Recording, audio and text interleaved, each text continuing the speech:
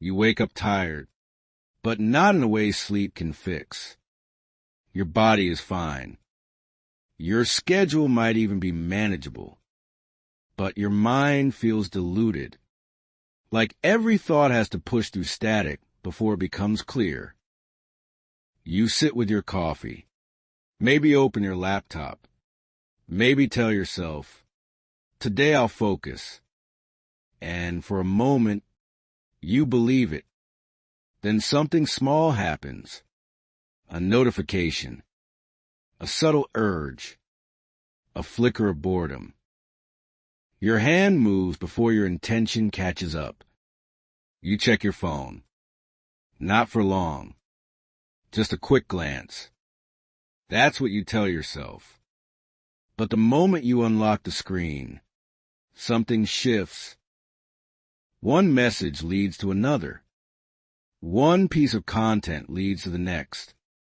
There's no clear decision point, just a quiet slide from intention into distraction.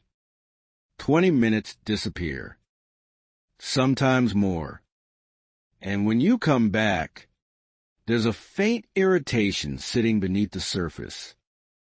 Not enough to alarm you, just enough to remind you that you didn't do what you said you would do. So you try again. You open the document, the book, the task that actually matters. But now it feels heavier. Your attention doesn't settle. It flickers. You read the same paragraph twice. You start a sentence, then stop. Something inside you is restless, scanning for something easier, faster, more immediately rewarding. Let me ask you something. When was the last time you could sit with a single task? No interruptions, no switching, no internal resistance. For even 30 minutes, not kind of focused, fully there. For most people, that question creates a pause. Not because the answer is hard, but because it's uncomfortable. Because somewhere along the way, your baseline changed. You didn't notice it happening. It didn't feel dramatic. There was no clear breaking point. Just a gradual shift. A little more checking. A little less patience. A little more stimulation. A little less depth.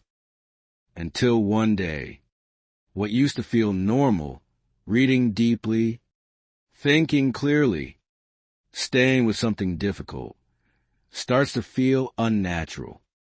And you assume it's you. You assume you're tired, overworked, maybe even losing an edge you used to have. But look closer. At the end of your day, what actually happened? You responded to messages. You checked emails. You switched between tasks. You consumed information. You stayed busy. But did you move anything meaningful forward? Or did your day fragment into dozens of small reactions? There's a specific kind of exhaustion that comes from this.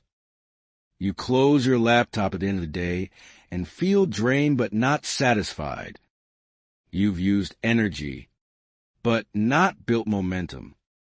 Your mind feels crowded, but not clear. Think about that.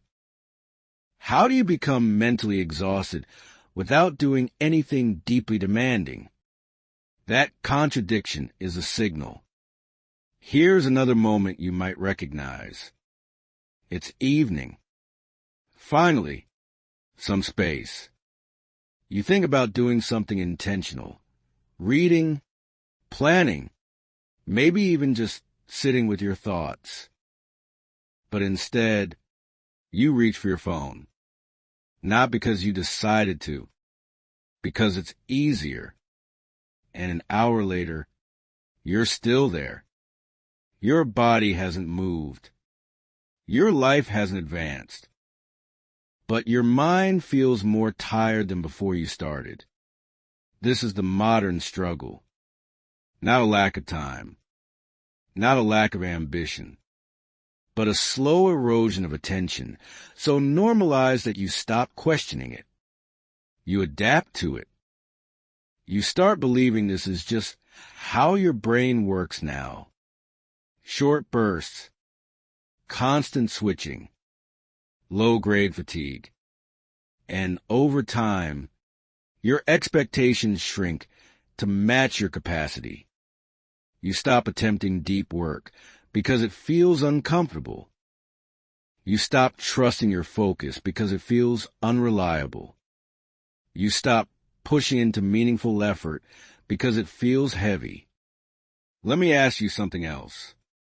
Are you actually overwhelmed by responsibility, or are you overwhelmed by fragmentation?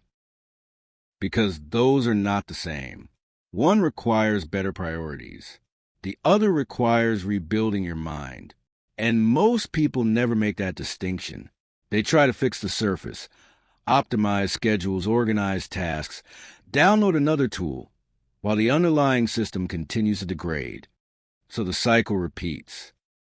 More effort, less clarity, more stimulation, less control, until eventually, distraction doesn't feel like a problem anymore. It feels like relief. And that's where it becomes dangerous.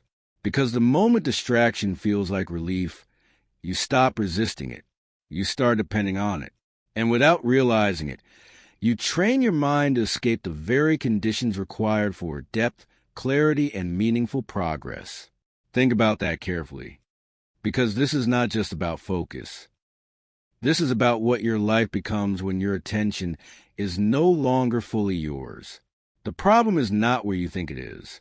Most people believe they are struggling because they lack discipline, or that they need better tools, better systems, better time management. They assume the issue is external, something to organize, optimize, or fix on the surface. But the surface is not where this is happening. The real issue is deeper. It sits inside the way your brain has been trained to process attention, reward, and effort. And it begins with a myth. Multitasking. You've been told, directly or indirectly, that the ability to juggle multiple things at once is a strength. That checking messages while working, switching between tabs, responding in real time, is a sign of efficiency. It isn't. Your brain does not multitask. It switches. And every time it switches, there is a cost. Not a visible cost. Not something you feel immediately, but a measurable neurological cost that accumulates across your day. When you move from one task to another, your brain has to disengage from the first task, suppress its context, and load the next one. This process consumes cognitive energy. It also leaves behind something called attention residue, the lingering thoughts from the previous task that continue to occupy mental space. So even when you think you've moved on, part of your mind hasn't. It's still processing the last thing, still holding fragments, still dividing your capacity. Now multiply that by dozens, even hundreds of switches per day. Email, message, tab, notification, thought, scroll, each one small, each one seemingly harmless, but together they fracture your attention into pieces so small that sustained focus becomes almost impossible. This is why you can sit in front of your work for hours and still feel like you never truly engaged with it, because you didn't. Your brain was constantly resetting, and resetting is expensive. Let me ask you something. How much of your mental fatigue comes from actual thinking, and how much comes from constant reorienting? Most people never separate those two. But that distinction changes everything. Now, layer dopamine into the system, because this is where the problem accelerates. Dopamine is often misunderstood as a pleasure chemical. That's not accurate. Dopamine is a regulator of motivation. It determines what feels worth your effort. It sets your internal threshold for engagement. When dopamine is balanced, effort feels tolerable, sometimes even satisfying. You can sit with a difficult task, work through resistance, and experience a sense of progress. But when dopamine is constantly spiking, through rapid high-intensity stimulation, your baseline shifts. And this is what modern environments are built to do. Every notification, every scroll, every piece of novelty, small spikes, fast rewards, no effort required. Your brain begins to adapt. It recalibrates what normal stimulation feels like. So when you return to slower, meaningful work, reading, writing, thinking, it doesn't match that intensity. It feels dull, heavy, even uncomfortable.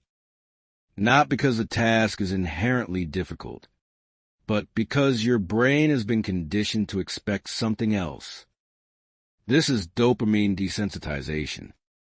And this is where people start misinterpreting their experience. They sit down to do something important and feel resistance, immediate resistance.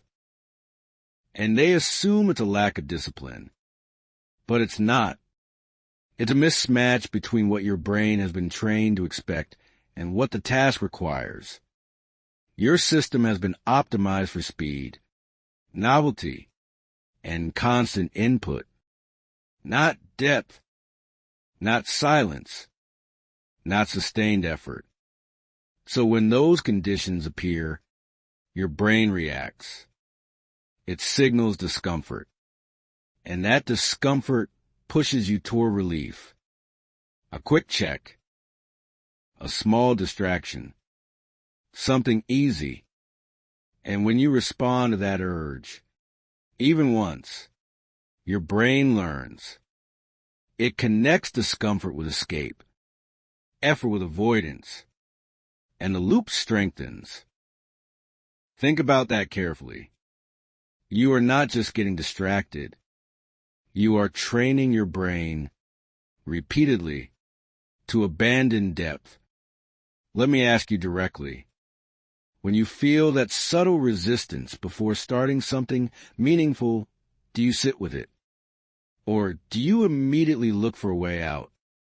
Because that moment, right there, is where the entire system is reinforced or broken. And most people never notice it. They only see the outcome.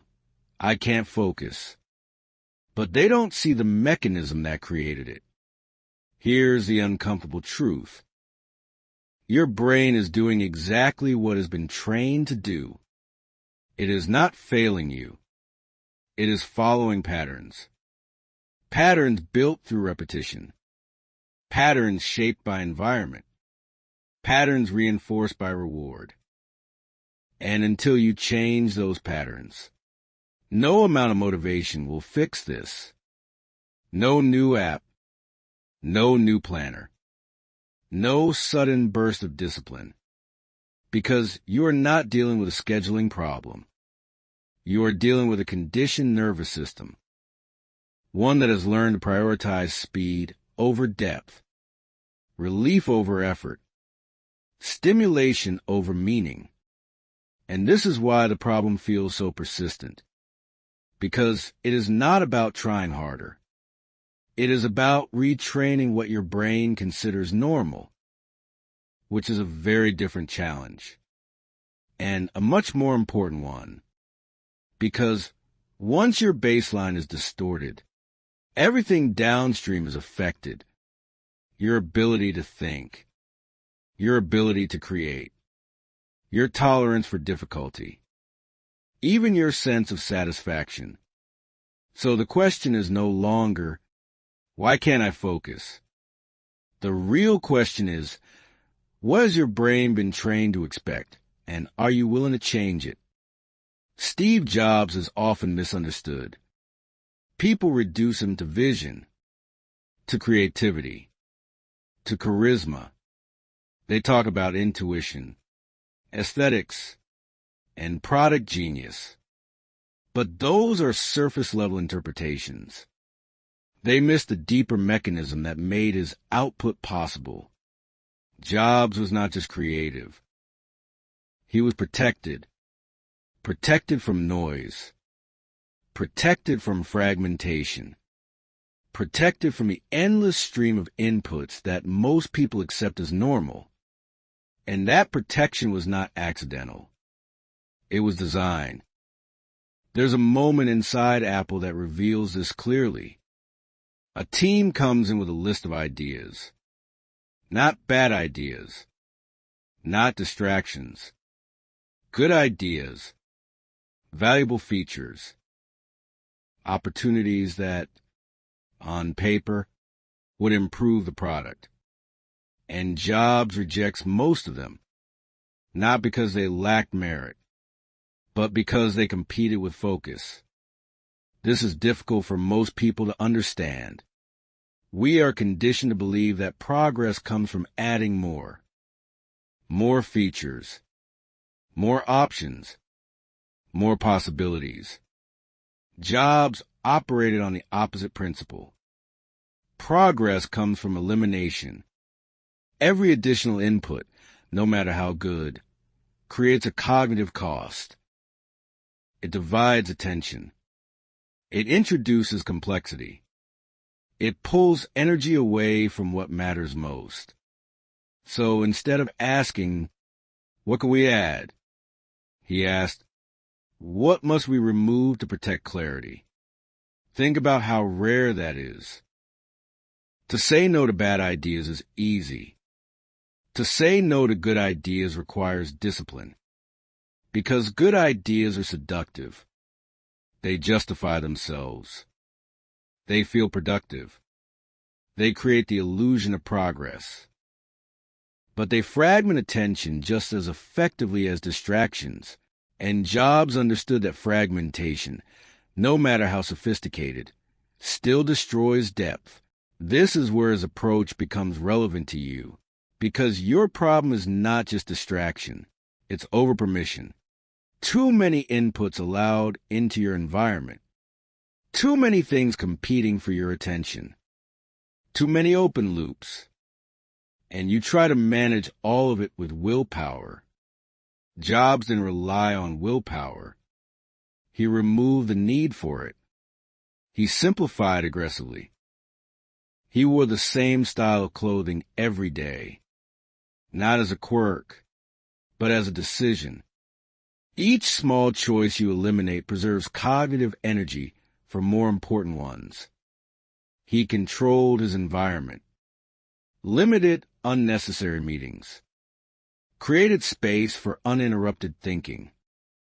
He built boundaries around his attention, and most importantly, he treated focus as something fragile, something that could be easily disrupted. Something that needed to be protected with intention. Let me ask you something. How many elements in your daily environment are quietly competing for your attention? Open tabs. Unread notifications. Background noise. Constant accessibility. Each one small. Each one seemingly manageable. But together, they create a field of friction that your brain has to navigate constantly. And that friction drains you. Not dramatically, but persistently. Now compare that to a controlled environment. Minimal inputs. Clear priorities. Limited access points for distraction.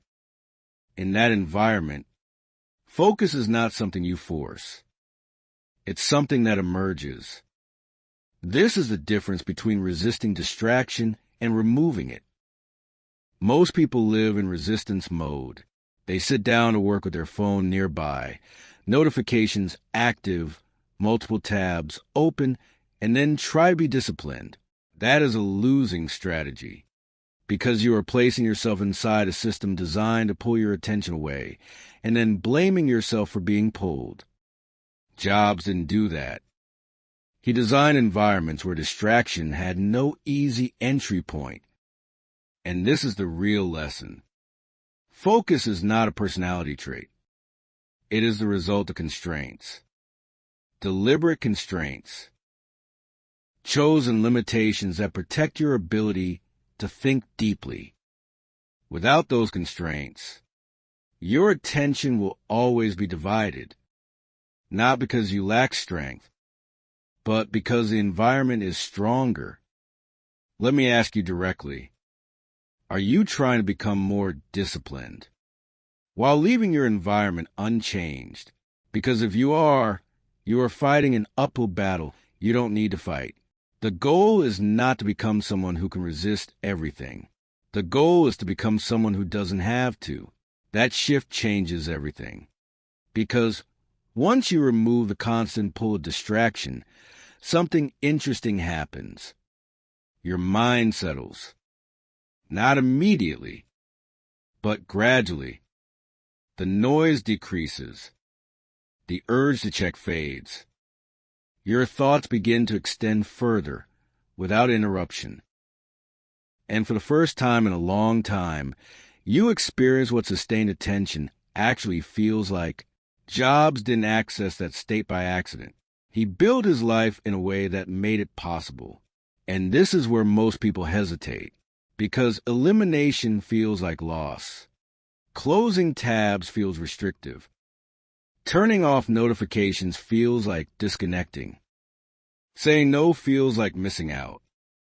But in reality, you're not losing anything of value. You're reclaiming bandwidth. You're creating space.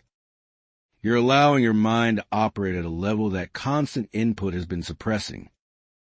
Think about that. What if the clarity you're looking for is not something you need to gain, but something you need to uncover by removing what's in the way? Because that's what Jobs understood. And that's what most people avoid. Not because it's complicated, but because it requires a level of decisiveness that feels uncomfortable. To choose less, to do less, to allow fewer things into your mental space. But that is the price of focus. And without paying it, everything else becomes noise. There's a system running your behavior right now. Quiet, invisible, efficient. It does not ask for permission. It does not announce itself. And most of the time, you don't even realize it's there. But it is shaping your decisions, your habits, and ultimately, your life. The structure is simple. Trigger. Craving. Response. Reward. 4 steps. That's all it takes. And once you see it clearly, you begin to understand why focus feels so unstable, and why distraction feels so automatic. Let's slow this down. A trigger appears. It could be anything. A moment of boredom. A slight discomfort in your work. A pause between tasks. Even something subtle, like a notification vibration, or the sight of your phone within reach. The trigger itself is not the problem. It's what happens next. Your brain interprets the trigger as a signal. Something needs a change.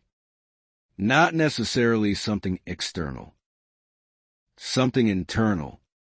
Your state. You feel a shift. Restlessness. Mild tension. A pull away from what you're doing. This is where craving begins. And it's important to understand this correctly. You are not craving the phone. You are craving relief. Relief from effort.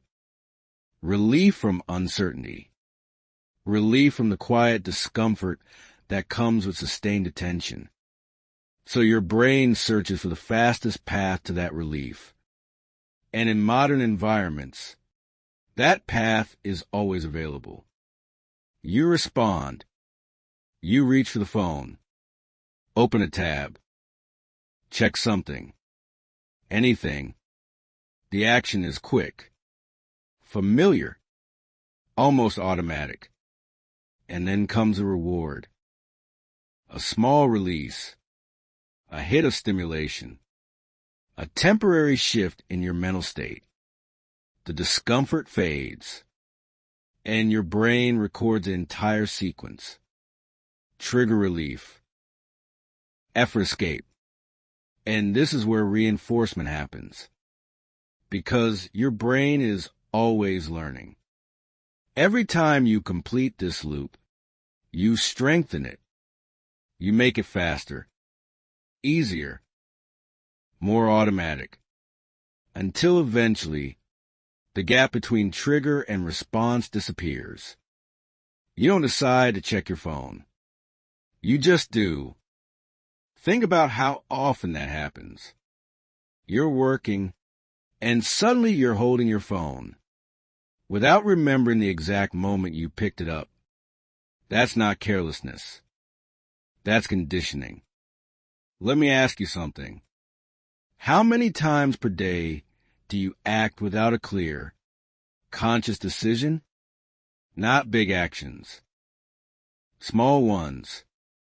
Checks. Scrolls. Switches. Because those small actions are not random. They're outputs of this loop. Now here's where it becomes more serious. The rewards you're receiving are not consistent. Sometimes the content is interesting. Sometimes it's not. Sometimes there's something new. Sometimes there isn't. This unpredictability is not a flaw.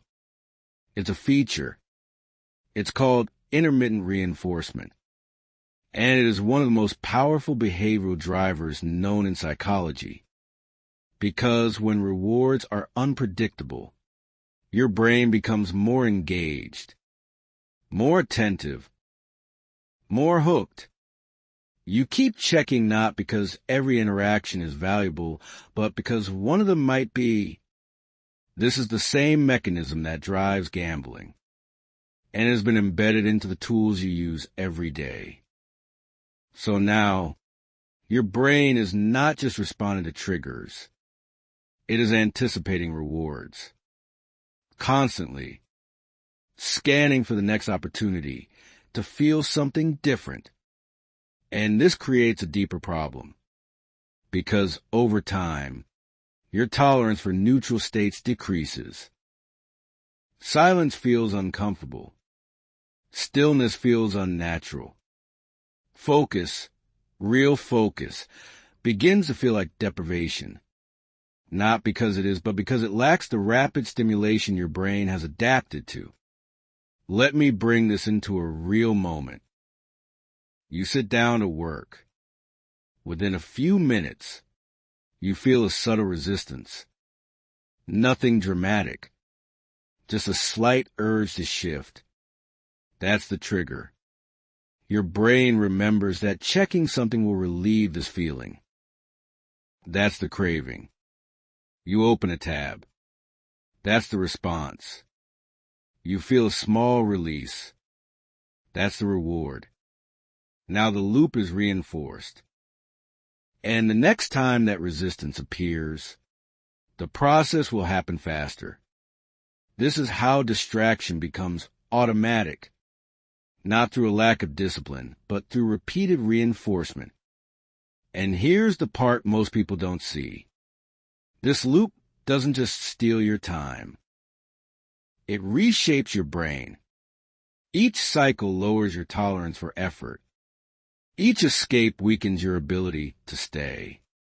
Each reward raises your expectation for stimulation, until eventually, your baseline shifts so far that anything requiring depth feels almost inaccessible. Reading a book feels slow. Thinking deeply feels heavy. Working without interruption feels unnatural. And you start to believe something is wrong with you. It isn't. You've just been trained. Let me ask you directly. If your current patterns continue, unchanged, what happens to your ability to focus 5 years from now? not hypothetically, realistically, because this system does not stay static. It strengthens with use. The loops become tighter. The triggers become more sensitive. The responses become faster. And the rewards become more necessary. This is how people lose depth. Not in a single moment, but through thousands of small reinforcements. Now here's the critical insight. You cannot break this system with intention alone, because intention operates at the level of awareness, and this loop operates below it. By the time you decide to stay focused, a loop may have already triggered a response. So the solution is not just to try harder. It is to intervene at the level of the system, to change the triggers, to interrupt the responses, to redesign the rewards. Because if the system stays intact, your behavior will always return to it. No matter how motivated you feel in the moment, think about that. You are not fighting distraction. You are operating inside a system that is optimized to produce it. And unless you make that system visible and then deliberately reshape it, nothing changes. You will continue to experience the same patterns, the same resistance, the same cycles, just with different content, different apps, different distractions, but the same underlying mechanism. And this is why awareness is only the first step. Because once you see the system, you can no longer pretend it isn't there. The question becomes unavoidable. Are you going to keep reinforcing it, or are you going to rebuild it? Before we go any further, pause for a moment. Not passively, not while half listening. Actually pause and consider this. Because everything you've heard so far can feel insightful, even accurate, without changing anything in your life. And that's the trap. Understanding without action is just another form of consumption. Let me ask you something directly. Are you listening to this the same way you scroll through everything else, absorbing, agreeing, and then moving on? Or are you actually preparing to change how you operate? Because there's a line here. On one side, people recognize the problem, maybe even feel it deeply, but continue living inside the same patterns. On the other side, people interrupt the pattern. Not later. Now. So decide. Not out loud. Internally. Are you here to collect ideas, or are you here to rebuild your attention? Now we move from awareness to structure. Because insight on its own does nothing. If your environment stays the same, your behavior will return to the same patterns. Not because you lack discipline, but because your system is unchanged. So what you need is not more motivation. You need a controlled environment that makes focus a default. This is what I call the 90-minute cognitive fortress. Not a productivity trick. A deliberate reconstruction of how your brain engages with work. And it begins with something most people resist. Elimination. Not reduction. Not less distraction. Elimination. For the next 90 minutes, you remove every unnecessary input that can reach you. Your phone is not on silent. It is not face down. It is not just nearby in case. It is in another room, completely inaccessible. Notifications are off. Tabs are closed.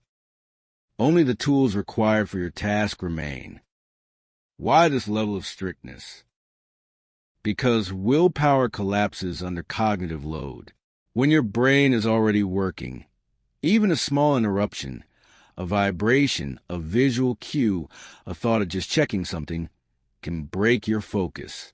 And once broken, it takes time and energy to rebuild. So instead of resisting interruption, you remove its entry point. Let me ask you something. How often do you rely on discipline when you could remove the decision entirely? Because every time you leave access open, you are creating a negotiation. And distraction wins negotiations. Now, once your environment is controlled, you move to the next layer. Singular intention. You are not allowed to bring multiple priorities into this block. Not a list. Not a few things. One task. Define clearly before you begin. This matters more than people expect, because the moment your brain senses multiple options, it begins to switch, internally, even if not physically. Part of your attention drifts toward what else you could be doing, and that is enough to fragment the block. So you decide in advance, what is the most meaningful task you can engage with right now? Not urgent. Meaningful. There is a difference. Urgent tasks demand attention. Meaningful tasks build something. And if you consistently choose urgent over meaningful, your life fills with activity but not progress. So choose carefully. Define it clearly. Then commit to it. Now, before you begin, there's a step most people skip, and it is the reason they feel restless the moment they start. You create entry friction. 2 minutes of stillness. No input. No phone. No music. No stimulation. Just sit and let your mind settle. At first, this will feel uncomfortable. Your thoughts will jump. Your body may feel the urge to move. You might even feel an impulse to abandon the entire session before it begins. Good. That is the signal. Your baseline is high. Your system is used to constant input.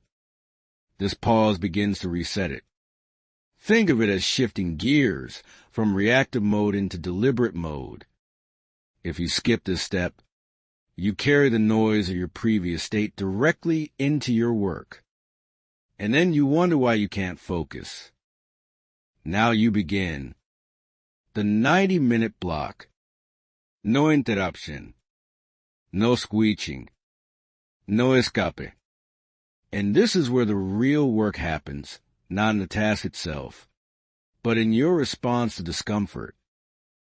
Because it will come, usually within the first 10 to 20 minutes. A subtle resistance. A thought, maybe I should check something. A feeling, this is harder than I expected. This is the moment that defines everything. Most people interpret this discomfort as a signal to stop, to shift, to relieve the pressure. But that interpretation is wrong. This discomfort is not a warning. It is a threshold. On the other side of it is deeper focus. But you have to stay long enough to reach it. Let me ask you directly. When discomfort appears, do you treat it as a boundary or as a doorway? Because that choice determines whether your brain continues reinforcing escape or begins rewiring toward depth. Each time you stay just a little longer than you want to, you are changing your system. You are lowering your dopamine baseline. You are increasing your tolerance for effort. You are teaching your brain that it does not need constant relief to function. This is neuroplasticity in action, not abstract, behavioral. Repeated exposure to depth without escape begins to feel normal again, but only if you stay. Now, this does not mean the 90 minutes will feel smooth. It won't. Your attention will fluctuate. There will be moments of clarity and moments of resistance. That is expected. The goal is not perfection. The goal is continuity. You don't break the block. You don't leave. You stay inside the structure. Because the structure is what's training you, not the feeling. Now, when the 90 minutes end, something important happens. You stop, even if you feel like continuing, even if you're in a flow state. You stop. Why? Because consistency matters more than intensity. Ending the block on time builds trust in the system. It teaches your brain that this is a contained, repeatable cycle, not an unpredictable demand. And then comes the next critical piece: controlled reward. Most people finish a focus session and immediately reach for high-intensity stimulation. Phone, social media, rapid input. This creates a sharp dopamine spike. And that spike partially undoes what you just built, because it tells your brain after effort comes instant overstimulation. So instead, you transition gradually. You stand up. You walk. You stretch. You allow your mind to decompress without flooding it again. This stabilizes your baseline. It reinforces the association between effort and a calm, sustainable reward, not a spike. Then, if you choose, you can reintroduce stimulation. But now it's a decision, not a reflex. And this is where control begins to return. Now understand this clearly. Doing this once will feel difficult. Doing it twice may still feel unstable. But repetition changes everything, because your brain adapts.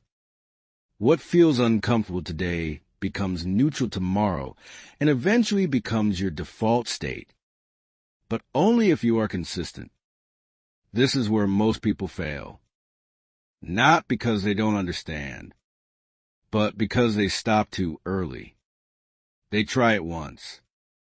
It feels hard. They assume it's not working. But difficulty is not a sign of failure. It is evidence of change. Another mistake is partial commitment. Phone nearby. Notifications just in case. Multiple tabs open. This is not a cognitive fortress. This is a compromised environment. And compromised environments produce compromised focus. Let me ask you something. Are you willing to make your environment strict enough to protect your future?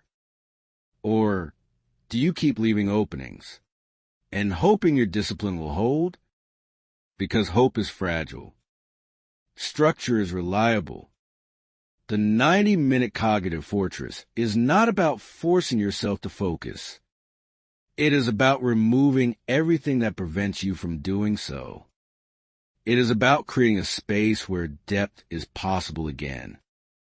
And if you build it correctly, something shifts. Your mind slows down. Your thoughts extend. The urge to escape weakens.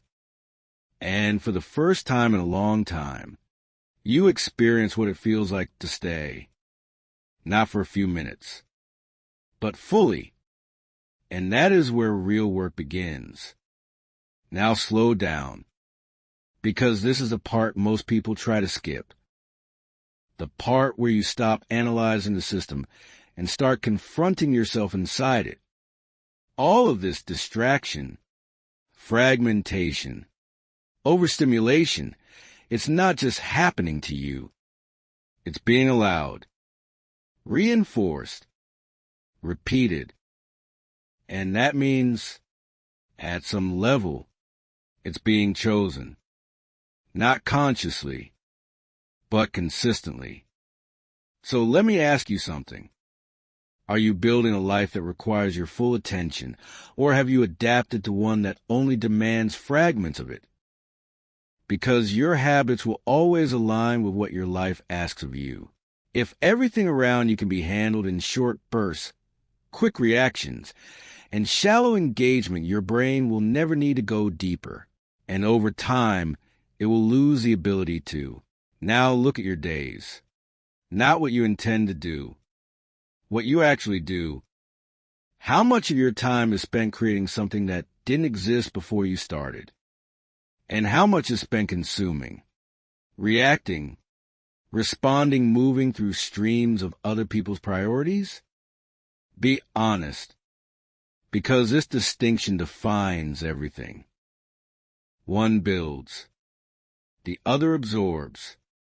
And if most of your energy is going into absorption, then your mental state will reflect that scattered, reactive, externally driven. Let me ask you directly. When you reach for your phone, without thinking, what are you avoiding? Is it boredom? Is it effort? Or is it something deeper, uncertainty, discomfort, the weight of something meaningful that you haven't fully faced yet? Because distraction is rarely random. It is usually a form of escape, not from work, but from the internal friction that meaningful work creates. And if that's true, then the problem is not just external noise.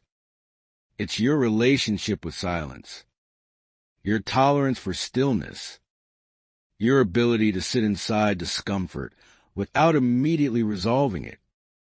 Think about that. When was the last time you sat in complete silence with no input, no distraction, no attempt to fill the space? For most people, that question feels strange, even slightly uncomfortable. And that discomfort is revealing, because a mind that cannot tolerate silence cannot sustain depth. Now extend this forward. 5 years, 10 years. If nothing changes, if your current patterns continue, what happens to your ability to think clearly, to focus deeply, to engage with something difficult without escaping? It won't disappear overnight. It will erode, gradually, quietly, until one day you find yourself avoiding things you once could handle with ease. Not because you're less capable, but because your baseline has shifted. Lower tolerance, shorter attention span, less control. And here's the part most people don't want to face. This trajectory feels normal while you're inside it. There's no alarm, no clear signal that something is wrong. Just small adjustments, lower expectations, shorter efforts, more dependence on stimulation, until the gap between what you're capable of and what you're actually doing becomes so wide that it's easier not to think about it. But you should think about it. Because your potential is not something you lose all at once. You leak it in moments, in habits, in small decisions that feel insignificant but compound over time. So ask yourself, honestly, are you designing a life that demands your best thinking? Or are you becoming highly efficient at consuming noise? Because those two paths lead to very different outcomes. And the direction is not decided by intention. It's decided by what you do with your attention. Every day, without exception. There's one more thing you need to see clearly before you move forward. You are not operating in a neutral environment. Your attention is being competed for aggressively, continuously, and with precision. Entire industries are built on capturing it, holding it, and monetizing it. Every notification, every feed, every piece of content is engineered to keep you engaged just a little longer than you intended. And they are very good at it, which means if you approach your focus casually, you will lose. Not because you are weak, but because you are unprotected. Inaction here is not neutral. It is participation. Every time you default to distraction, you are reinforcing a system that benefits from your fragmentation. Every time you avoid depth, your baseline shifts slightly lower. And this does not happen dramatically.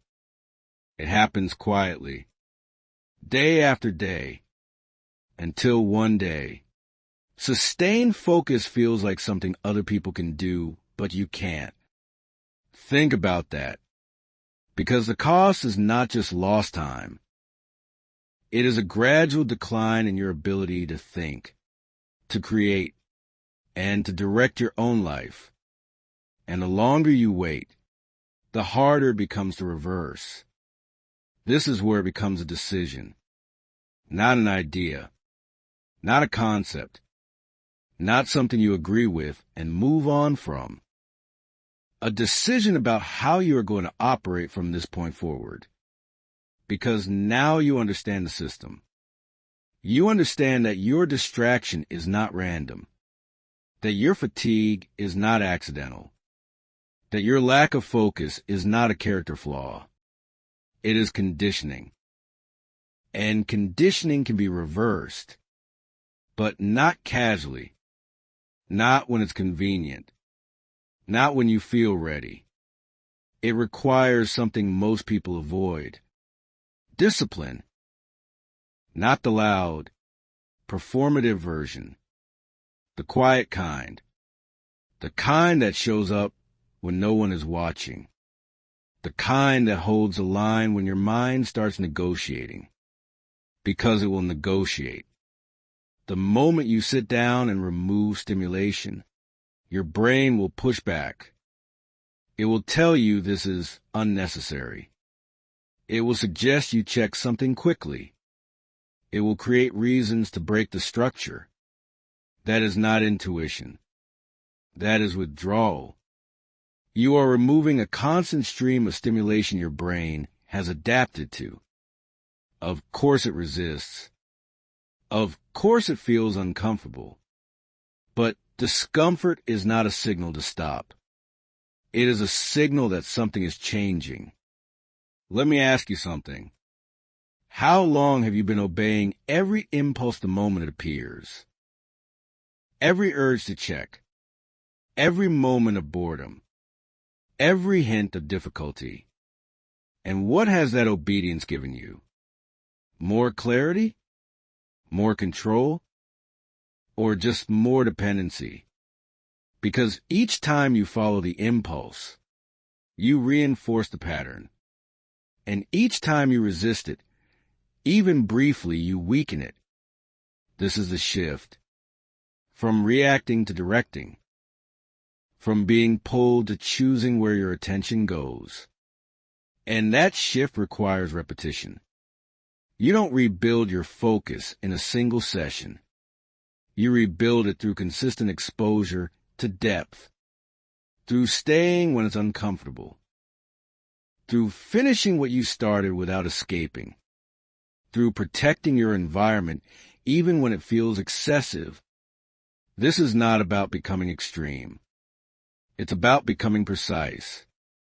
You are retraining your brain to tolerate silence again, to engage with effort again, to find stability without constant input. And the first phase of that process will not feel rewarding. It will feel empty, slower than you expect, less stimulating than what you're used to. That's not failure. That's recalibration. Your baseline is lowering.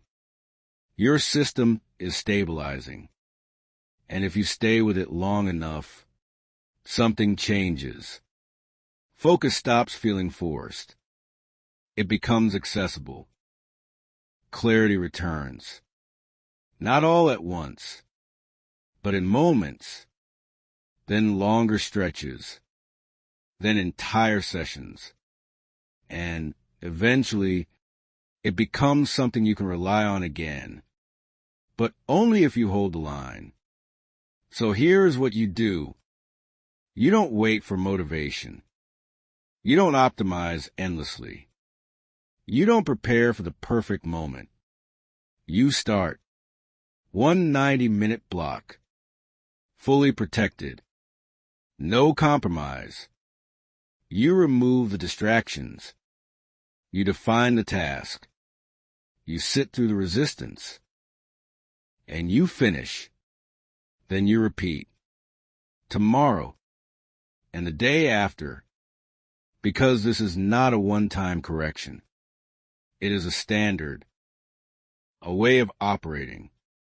A refusal to let your attention be controlled by anything outside of your intention. This is what discipline actually is. Not punishment. Not restriction. Control. Ownership. Sovereignty over your own mind. And once you begin to experience that, even in small amounts, you will realize something most people never fully understand. You were never lacking potential.